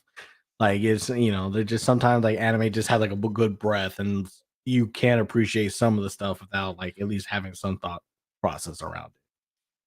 But I I don't have know. a actual question for you that will kind of it won't be it's not about anime stuff, it's more of a gaming aspect, but it intrigues me because like you're the oldest and stuff like that. So how what got you into gaming?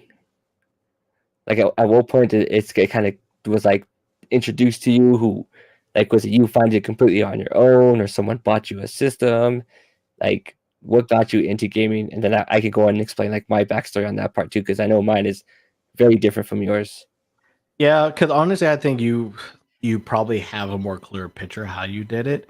I think with a lot of the people that I grew up with when I was younger, both family and other kind of friends, I think it was just something that kind of crept in. Like I didn't even realize it was a part of my life. Like I was glad. I still remember the first actual real console that I was ever given was the Super NES, and I lost my little mind of it. But I lost my mind more with the Nintendo 64. I was kind of like that kid with that whole meme about the Nintendo 64. Oh, Like I was not expecting I would get it at all, and the fact that it was like there on Christmas Day was literally like I lost every kind of common sense I could have had at that time. But it's really hard because I don't remember a time where like I don't remember if it was introduced to me or like it was one of those kind of like how kids are now. Like, hey, what is that? Can I try? Like, I right. feel like it was more like that. Like, cause I always used to go over to what they're now friends now I call it Felicia's house at the time because she had two daughters and I was always hanging out with them, especially if when my parents went out. They were kind of like the at night babysitters hanging out with them. They're the ones who has the Sega Genesis. So I got to play Sonic, got to play like a lot of the like earlier Sonic games. And then like my cousin Darren, who used to live with me, we got to play a lot of like the Nintendo stuff. Like I played Nintendo on and off, but Super Nintendos were really all the gaming kicked in. So I actually don't remember who got me into it. I don't remember a time when gaming wasn't a part of my life. This is probably one of the things that I probably literally asked my own mother of like when I actually started like changing like that because I didn't own the original Game Boy either. Like Game Boy Pocket was the first handheld pocket that I had, but my cousin had the Game Gear, like a big blue Game Gear, and we got to Yeah, play that a lot. So like I said, gaming just kind of ended up being a part of my life at a really young age, but I just don't know how it happened. nice. It's interesting. Yeah, I know for me it was brought into my life by because my older sister had an NES, but she didn't really play it often and stuff like that, and I was a little bit too young at the time to really realize anything from it. But it wasn't until she met her husband and he brought his NES over and he introduced it to me and stuff like that. And he was like, here, he's like, try this out. And we started playing like Duck Hunt together because he thought, as me being a little kid, was like the easiest thing to kind of get the concept of how to play the game. Cause you just hold Mhm, this and just try and shoot the duck. It's like, all right, cool. So like doing things like that, and then of course going into the combination of that and Super Mario Brothers and stuff like that. And then at that point, since both of them had a NES and stuff like that, and he would spend a lot of his time here at my parents' house and stuff like that instead of being at home at his house. So he brought his NES over from there since it wasn't really being used, and I got to put it in my room, and I just started going off on my own playing games. And he would sit around and play with me, or watch me play games, or I'd watch him play games. Like I watched him play Metroid and beat it all the way through. I watched him play Castlevania. We would play this game called Life Force, which is like those like it's a side-scrolling shooting mhm. game and Yeah, stuff like that. And you get power-ups and all that stuff. And that was the first game I got introduced to with the Konami code yeah. to get the extra lives some of that because we would start playing it and they'd be like, all right, cool. And then like it would die because you only start with 3 lives. I'm like, oh, it's already over. He's like, watch this. And he would just do it. and then he would start it, and boom, we had 32 lives, and I was like, "What?" Like my mind was blown, and we were able to beat the game that way. Like now, I didn't have to worry about dying because I was like, "Oh, I have enough lives. I could just die, whatever, and keep going." You know what I Yeah. mean? And for like after that, my parents they got me collectively together. They for Christmas they got me the Super Nintendo, and that's where like from there is where I blew it off on my own. Like I just it was at that point it started to be every Friday night. My parents would like to go rent movies and stuff like that, and they would go rent movies. I'd go rent a video game, and I would try a new video game, or I would get one that I had that couldn't my parents couldn't afford, and go back and rent it the next week and play it until I beat it, or just what's this? Okay, what's this? Okay, what's this? And then it'd be like, all right, well let's go to Hollywood Video because we've been going to Blockbusters. All right, cool. Go to Hollywood. It's like, ooh, they don't have this game at Blockbuster. What's this? You know what I mean? And that's where like it just blew up, and like I just fell in love with it. I really appreciate Hollywood Video. Like Blockbuster was always the go-to, but Hollywood Video and then for El Paso, major players were like the two biggest Yeah, like treats you could really do for yourself. Just because it was something different, but they always did bring something different for like every kind of console and game. And when you actually have more than one console, like you there was a lot of playthrough you could do, but like major players had like the more exotic stuff in yeah. their selection and stuff. Like they had like a lot of stuff to play. That's where I think that's where I first played Lunar One after I played Lunar Two. Um basic for me, games and movies were my babysitter. Like they don't want to really have to worry about me going down the street or anything because everything I wanted to do that was interesting was in my own bedroom. And I think the internet kind of, I don't want to say enhanced that, but it kind of just try to put me in that kind of aspect. But even at an early age, I was using internet as a tool rather than like how I'm using it now. Like I definitely use the internet a lot more for my daily life stuff than like before when it was just kind of like, oh, I need the cheat code for the game. Like I can only get it from this box kind of thing. And so Cheatcodes.com. yeah, and so like every time, like you said, like I go to Blockbuster, I go to Hollywood, and that's where I would get all those tapes, all those DVDs and stuff like that. And that's kind of what I've really always wanted. It's just like, hey, let's go, go rent something and stuff. And I think it was probably like the more bigger times of me remembering when I actually got into those games because that's how I got a chance to play a lot of games. That's how I got a chance to Mhm. play like the Spider-Man game for Super NES. I think Carnage or Yeah, whatever. I yeah, had that yeah, hard beat 'em up game. Double Dragon.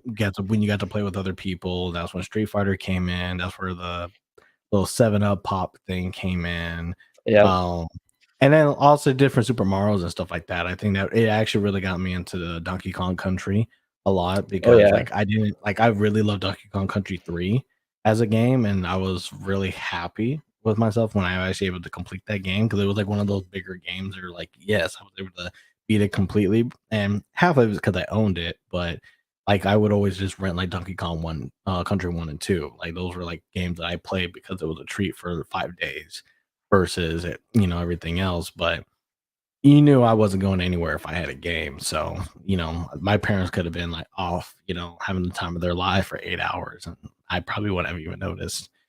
It's like Yeah, just one of those things where it's like, I'm going to be here. Like this is the happy place. This is all where I want to be at. yeah, like, the way I like, cause I was the same way, I didn't get, like, a Game Boy, I ended up getting an actual, Game Boy Color as my first Mhm. Game Boy, and it's because I got to play Pokemon from my friend, cause, like, he was a single kid, not single, he's a single mom, it was just him and his mom. And so like she would buy him like all this cool stuff and everything. And he had the Game Boy and he had both red and blue. And so he was part of my soccer team. We'd see each other almost every other day for practice plus the games. And we'd hang out afterwards, whether it was like my house, his house, and stuff like that. And so I got to play Pokemon Red that way because he was playing blue. So I played that way and I fell in love with it. And we would go on tournaments to like New Mexico, Arizona, stuff like that for soccer.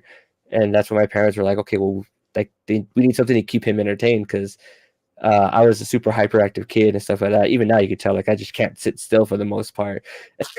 No, I And don't understand. what's it called? Like so like when I would go for a 2 hours or 6 hour car ride, it would be a pain in the butt because I'd be a pain in the butt because I get bored. And then I mean I could only look outside for so long before I wanted to start annoying my parents. And so they got me. the Game Boy Color, got me my own freaking Pokemon game, and got that little. I will never forget. I got the little light, and it was a gold snake light, and it had a little snake head on the top of the light. And before we leave for the trips, my parents would get a pack of batteries, put it in next to me in the van. I would sit in the back by myself. My sisters would be there. They would be hanging out, doing their thing, and I would just be playing my Game Boy. And I was just having the time of life, dude. And that's it. All of a sudden, I realized, oh wait, we're there. We're at the hotel. Oh, okay, cool. God, batteries. And do you remember those? Yeah. Even the controllers now are rechargeable. I remember that. I remember losing a lot of stuff because I didn't have enough battery power. I was like, I just got to keep doing it. I just got to get to this point, and then that slow turn And off is like, no. I remember being like mind blown because one of my friends, the soccer team, we were going to Arizona for a tournament, and we decided like all three families are going together. We're good, like we're really nice. They're really cool with each other and stuff like that. So it was like three minivans driving together, and so us three kids all sat in one minivan together to hang out. And his mom had gotten him the Game Gear, and you know, I knew about the Game Gear, but I never like ever played it or held it and stuff like that. And so it blew my mind, like playing Sonic on that thing and be like, holy crap, this thing is so colorful and it looks gorgeous. Like, what the heck? Like, even when I was little, then I realized, like, oh my god, this is a beautiful game. You know what I mean? So like, because I was just used to my Pokemons and freaking Tetris and stuff like that on my Game Boy Color, which is like, yeah, you got it here and there, but just not to that level. Do you remember Tetris Attack? Yeah, Like, that game doesn't get enough credit. That was a real fun game. Back then, that and especially yeah. One thing I liked about the Game Boy Color, because you could change the color of like the older Game Boy games to whatever color yeah, you wanted. Like I was playing like Pokemon in negative color. It was like this black everything with the white lines. It's like, hell yeah, why I not? did that too. Do like the purple version of it. You're just like you just do Yeah, whatever. It's like, oh, you could do all kind of. I would was like select. You just kept hitting select or something. You yeah. just keep changing the color. Like that was crazy times. But I think we talked a few about like being a gamer, what type of gamer, when you had to fight yourself or fight other people about the type of gamer you are, and what's worse than being a gamer. But I think for like kind of like the last kind of like 20 minutes of our show, kind of talk about of or like some of the type of gaming stuff is that maybe this is a weird question, but was there a time that you wanted to be a certain type of gamer? Like, did you ever wish that you could be more serious with gaming? Like, if you could have done it esports, or did you ever wish that you wanted to be a gamer that at some point just end up making games and being able to kind of live in the space? Like, was there any time that you wanted to feel like you want to get to a higher level or get to a certain point than you did back then? For me, it was always I always wanted to be really, really good at Street Fighter. Like that was the game I always wanted to be good at because my I had my Super Nintendo, and then my brother-in-law's friend had Street Fighter 2, and he would take me over to his house a couple times, and we would take turns playing together, all three of us, some of that, which is funny because it was like me hanging out with teenagers, some of that. Hmm. But like at some point, his friend let him borrow the game, and then his friend moved away and never asked for it back, and so I got to keep it. And so I got really good at Street Fighter 2 at one point because I would just play it all the time. And whenever friends would come over or there'd be an arcade of it and stuff like that, I could always beat my friends at it and stuff like that. And then Street Fighter 3 came out and 4 and even up to 5 and stuff like that. It's like Street Fighter's always been my fighting game and stuff like that, but because of growing older, having a kid and just not having the time to put the dedication to it, I just fell off of it. You know what I mean? Like I was decent at Street Fighter 4 at one point, but never like good. And then now like my friends some of that now are really, really good at Street Fighter 5, and I'm super stoked for six because it's like cool. Like I have friends again who really, really love this game and stuff like that. So I need to get good at it. And so Street Fighter was always a game that I really will always want to be like the best at that, and Mortal Kombat as well. Yeah. I never used to. I really love Killer Instinct. Like Killer Instinct was just one of the fighting games I really like. I actually, at a point, did like Killer Instinct better than Street Fighter, just because of the type of game it was and stuff. Oh But yeah, I think I played like literally every single Street Fighter. So it's like it's one of those things where it's like, yeah, Street Fighter is kind of like one of those things you kind of grew up with too. Like it when you think about fighting games, like Street Fighter is like the first thing that comes out, and then you had Mortal Kombat for, the other type of fine gentlemen that like that kind of thing, and uppercuts. But I mean, for me, like, well, you kind of already know. Like, I mean, I got to a point after a while where I do wish I could be a little bit more competitive, like in like a real setting, but it's just not a thing. Like, I like to be competitive as far as just playing, but not necessarily like actually going to a tournament. Even when I play card games, like, it took a while for me to actually go to like the shops and play at the tournaments and stuff because it was just like, yeah, they could, but then I have to deal with the stress and I got to deal with all the other stuff. Like, there's just something that you're just like, oh, you don't want to be the guy who goes home first round kind of thing.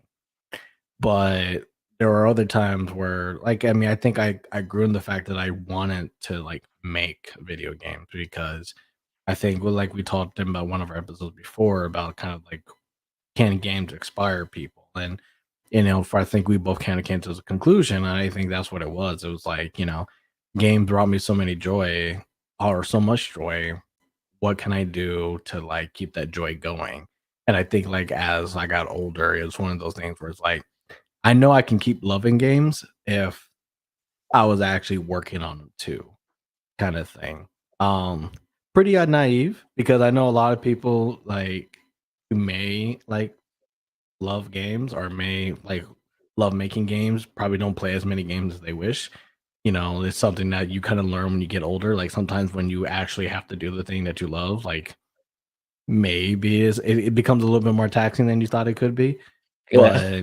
but that's just something that you learn when you turn 30. Everything's more taxing, but it's been a fun ride. Like I've been liking the fact that I can kind of move on to certain stuff and be able to try working at certain things. And I think I still, even regardless of whether or not I moved to that space or not, that I actually still just like gaming for gaming as much as I don't play it as much as I used to. But I don't I do wish sometimes I could be more competitive, but I think I just enjoy playing the game more than I enjoy like actually winning all the time. It's just not a thing. Like, and I just could never see myself being like the top Street Fighter player. Right. There was a lot of mechanics and stuff that I knew. Like I think Melee is probably a great example of like, there's a certain level or certain bridge that you had to cross in order to be like a great Melee player and stuff. And mainly if you can't wave dash, then you're not playing with the rest of these people. It's Yeah. like just one of those things where it's all like you ain't wave dashing, you ain't beating nobody. The kind of thing. Like that's kind of what the upper echelons of Super Smash Brothers was. And so I was like, if I want to start doing like that, then I might not like it as much. So I do wish sometimes like I could be a little bit more competitive like that. I always wanted to be just competitive to like join tournaments and not necessarily win, but just like be able to challenge myself. And even if I got my butt kicked by other people, at least I like, I got to be like, all right, cool. Like I almost got him and stuff like that. Like I got to do that with Guitar Hero. Actually, I got to do that where there was like a tournament that happened and stuff like that. It was at a bar, and I wasn't 21 yet, and stuff like that. And my brother-in-law took me because he would play guitar with me all the time because he played actual guitar, and so guitar was like a nice like breath of fresh air for him where he could just turn his brain off, have a couple beers after work, and just play along. Yeah. And he took me to a tournament and stuff like that, and I actually got a second place. I got to the final round, and then I got beat by this other dude and stuff like that. And I was just like to me, it was like, oh, cool, like that's exactly what I wanted. I wanted to just be able to test how good I was anyway against other people and stuff like that. Mm. And I was like, cool, like it gave me that satisfaction. Like, okay, cool, I'm not bad at this game. Like, heck yeah, that's awesome. I remember I won second place at a Killzone tournament, and I don't play a lot of shooter games, but it's not me like can't, right? But my mistake was the fact that like I should have threw a grenade in order to get more kills to get the points, and I just ended up not thinking about it because I was Yeah, doing well as far as just shooting. I think when it comes to shoot like first person, like I'm kind of competent. As much as I kind of like maybe not as much anymore, but back then I was like, yeah, no, I could probably play it. GoldenEye trained me for this. Um, but it was one of those things where it's like I enjoyed it, but it was kind of like sad that I was so close to it.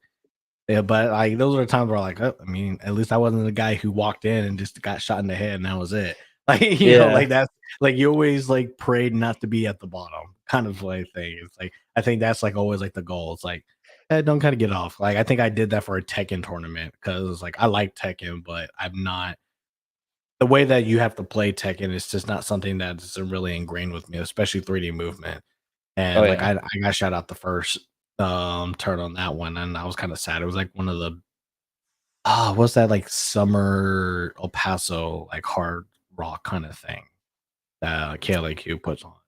That would be, like, downtown, right? Yeah. Yeah, Yeah. I think it was, like, I think it was called, like, the street festival or something like that. Yeah, I think it was like Street Fest or something like that. That's when I got to play a lot more tournaments and stuff. I wish tournaments were more was it normalized in El Paso like back then? Because I feel like when you see other people able like, well, I'm just gonna travel to this place with a bunch of friends. We're gonna do this tournament over here because it's Yeah. close enough. But for us in El Paso, it's like, I mean, the only thing is close is Las Cruces, and that's still 40 minutes. It's like we don't have parents that are that cool to take us over there, and Yeah. it's Las Cruces. Like everything people probably come to El Paso, not the other way around. So when people are like in San Antonio or in Houston or in Dallas, it's like, oh, like yeah, we have all these type of tournaments we could play out for the weekend and stuff. And it's like, For real. I do wish it was a little bit more normalized and stuff. And then I probably would if I had like more like formality with it. But now it's just kind of like I don't even think about kind of joining a tournament. It's like, oh, multiverse is having a tournament. I'm like, yeah, I'm good. It's like because the game's at a point where it's all like, yeah, no, if I gotta play this one character, like I'm just gonna get shut out because it's dumb. I'm not Yeah. gonna do that to embarrass myself. But I will do it just to have like fun, like just playing like other good people at the game. But that's just one of the things that I kind of feel you kind of get to some sort of acceptance after a while. Like you accept that I ain't making money from this. It's Yeah. like No, I I'm not already gonna I'm paid not my gonna impression. try. Yeah, like I couldn't do the like I could probably do this as a Twitch streamer, but I can't do this as like I could be on a team or be scouted at any time soon. Yeah. But we still got a few more minutes. I think we could probably talk about another topic. That was just kind of one of those things I kind of like this thought about when it comes to like being your own type of gamer. But how would I say it? Are you a gamer that gets interested in the over amount of things you could do in a game, or are you a gamer that um you like things that have a solid concept? I think I'm at the point where I like a solid concept. Like, I am seeing myself being more intrigued about indie games that are smaller than about games that have, like, a lot of things you could do at once, stuff like that.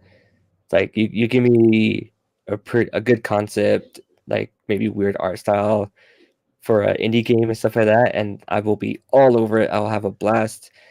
I mean, honestly might not even beat it sometimes, even though it's like something that's kind of small and stuff like that. Like some games probably take like 5 to 10 hours to beat or less around there, and I just won't beat them. But I enjoy my time that I had with them a lot because it's like, okay, this is a simple concept. This is fun. This is easy. You know, what I mean, like this is exactly what I wanted for this moment of time when it came to gaming and stuff like that. Mhm. What about you? Um, I think like I want to say that I'm a solid content kind of person. Because I feel like the games that I play now, like you play like Assassin's Creed now, you play Horizon Zero Dawn. They're good games, but they're checklist. Yeah, And like, so like you like the fact that you could do a lot, but I like doing it because of the stories that are tied to them, not because like I have to get everything. I have OCD. I have to get everything off the board. But I think I there are a lot of times when like that single concept has been sold. And I think I tend to like those a lot. I think I said it before, like especially like a lot of simple concepts. When you have like a really simple concept that kind of you dived into it more and it becomes like a really crazy thing, and you're just like, wow, I'm playing hide and seek, but with guns. Like, it's kind of like you yeah, see something where they kind of take it like in another level. Like, oh, like Among Us is a good one where it's just kind of like the idea of like somebody in your group is an imposter. It's not a hard concept. It's just kind of like saying like who's the werewolf in the group. yeah, But it's like it's nice when you put in like, okay, everybody's trapped and they have to do some work kind of thing. Like you like those solid concepts of like this game had a, it came from like a different type of game that these people used to play, and they're like, well, how do we sell it to be like this? And you see how the concept evolved, and you see how people really change it to something else. And I tend to really like those games. But I also notice that a lot of times those games I don't go to first. Like those games have to really prove it to me more. Like Among Us has to prove it to me that it's worth playing. Like it's nice seeing people, but they're having fun because of the interaction with other people. The game's fun itself, but it's also fun watching them like people lying to each other when you know who's lying, kind of thing. Like Yeah. that's more fun than probably what the game was actually doing versus like I'm probably gonna buy the next Assassin's Creed. Like that's already on pre-order and it doesn't even come out till like sometime next year. It's like I know where what I am. Like I know what I'm going to go do and stuff. But like I do really love because that's like I think that's probably like one of like the more higher how would I say like accolades I can give somebody or like just praises I could give somebody that it's like, oh yeah, your concept was so solid. I understood how to play it. Everything was great about it. And I can't say anything else like this. That I really love this game for this one reason. Absolutely. Like I'm super excited to. I've been meaning to jump into it since I have it and I could get it on PC and stuff like that. But like everyone's been talking about it because it's gonna come to console Game Pass and it's a Vampire Survivors. Oh Like yeah. I have that game. I'm gonna download it. I'm literally good. I was gonna download it today and stuff like that because it's like that sounds like my type of game right now, where it's just simple, it's easy. Everyone talks about how fun it is, stuff like that. It's a simple concept and stuff like that. It's like, okay, yeah, that could be my jam because I could just play a couple like 20 minutes of that, some of that here and there, and just have the time of my life with it. Vampire Survivors is definitely a game that I've always heard but never really seen. And every time I look at like a still image shot of it, I'm like, what is this? Like, why do people want this? But I hear a lot of people play it, and some people I've heard nerd conversations around it that it's just like, yeah, people are really into this title. Like, I'm really, really surprised. But outside of that, I haven't really seen a lot of it or like been like a part of the conversation and stuff like that. But most things are like that. Like I really haven't played Elden Ring. I almost went and bought a copy because of how everybody was playing it. But then I remember Sekiro, and I was like, I'll hold out. I'll wait. Black Friday's coming. Now finally is November, so Black Friday, I'm searching for the game. I'm The hoping deals that are gonna game's gonna come. sell. Yeah, because Yeah, if for it's 30 sure. bucks or lower, I'm buying it. Like just I mean just be part of the collection, but like I'll definitely buy it at that point. Yeah. Um Same thing with most games. Like I think I did that with Grand Theft Auto too. Like everybody was playing Grand Theft Auto 5 and losing their mind on it, and it's like, I just don't like Grand Theft Auto type of like Me gameplay. either. Me either. But it's like people are having so much fun about it. Like it got game of the year. There has to be something behind it besides the way that you play the game. And I bought it like 25 bucks and stuff. And I'm not sure if I opened it. And like it's just one of those things where it's like I know I wanted to play, but it's like I think I was collecting them like Pokemon, but not using them. Just put them in the box. Pretty much, like I'm redoing like the game room right now because we finally bought some shelves, but we got to go buy some more because I have that many games. But then I realized like I have a ton of PlayStation games that are still wrapped because I had the concept that I liked it.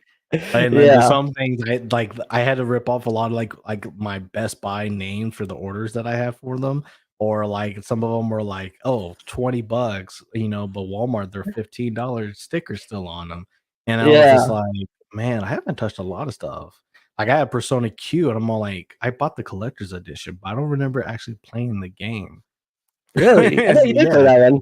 I played the first one, like I like it was Oh, Persona Q, okay, the okay. first one, but like the second one, I was like, oh, I have it. And, like I actually have the box kind of mint condition, but I was like, but did I actually play it? I remember I got mad at my dog for biting the butt of the dog, but that was about it. I don't remember actually like popping it into the handheld.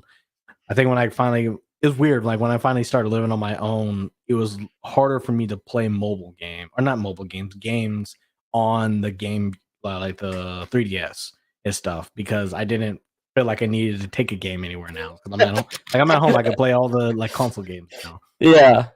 That's funny.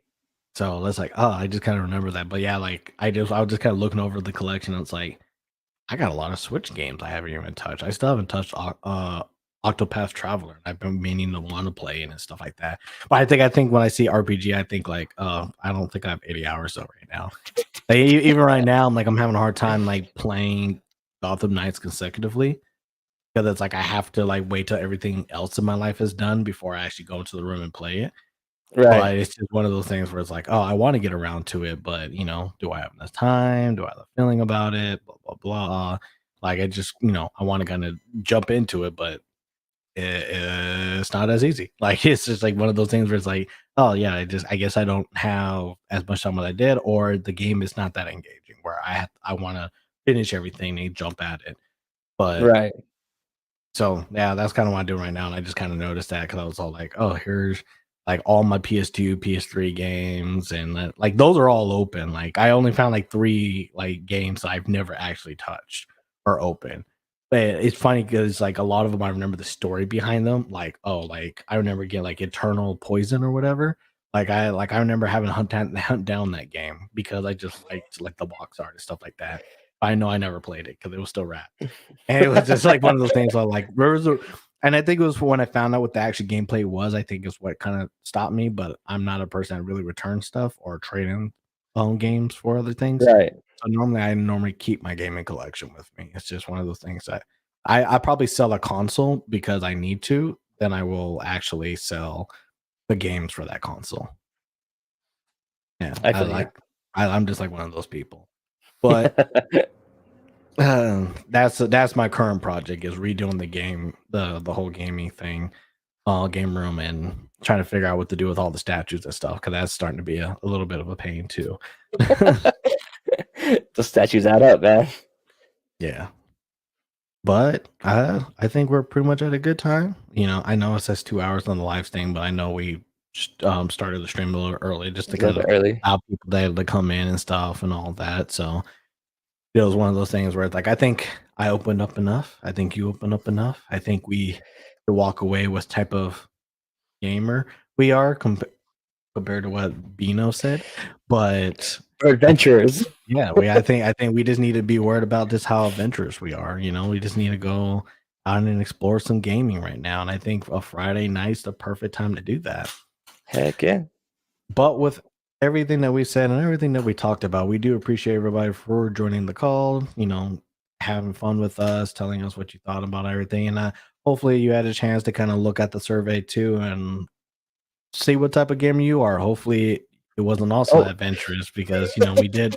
I'm all hoping that somebody else maybe got like the one secret one that's on there and stuff like there. But we do appreciate you for spending time with us. And if you didn't have a chance to come with us on the podcast, and we're always going to be here Friday at 7 p.m. Central Time, 8 p.m. Eastern. If you want to be able to reach out to us, at Twitter is always available and stuff. And we kind of got a lot of stuff kind of going on. We got a lot of stuff that we're preparing. We're trying to get like the audio versions of the podcast. So if you're hearing the audio version right now, this doesn't thank you. pertain to you, but for everybody else about our future plans, we are trying to kind of branch out the podcast out to other normal means so people can be able to listen to them the way that they listen to podcasts today. But until then, I really do appreciate it. Hopefully, Chris does as well. I And absolutely we do. just want to say thank you for joining us today. See you next time. Don't forget to like and subscribe on YouTube and follow us on Twitch. But until then, talk to you later. Bye.